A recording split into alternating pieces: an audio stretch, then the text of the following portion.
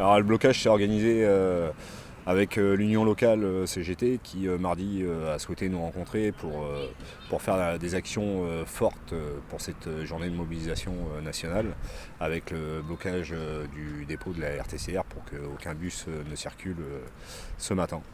Donc ça a été la demande de l'union locale qui nous a sollicité pour savoir si on était d'accord pour les accompagner dans cette action. Bien entendu, le syndicat CGT a répondu favorablement. Oui, ça fait depuis le 5 décembre que les mouvements sont lancés.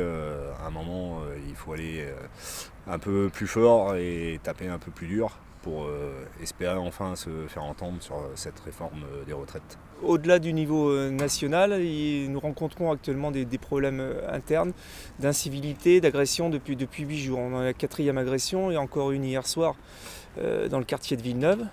Donc là, il y a un problème d'insécurité avec des agressions récurrentes et répétitives.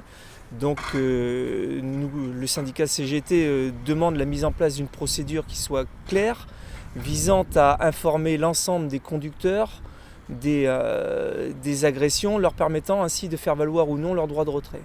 Effectivement, il y a une crainte aujourd'hui de circuler dans ces quartiers, puisque la répétition des faits amène effectivement la peur. Et aujourd'hui, il faut que la direction et l'autorité de tutelle répondent avec des décisions fortes. Il faut aujourd'hui que ces gens-là se réunissent, savoir si les bus doivent continuer à circuler dans ces quartiers, sensibiliser les jeunes qui sont à l'origine de ces actes, et puis éventuellement les autorités doivent voir ça avec politique, direction et éventuellement force de l'ordre, se réunir pour voir les actions à mettre en œuvre pour éviter que ces faits se reproduisent.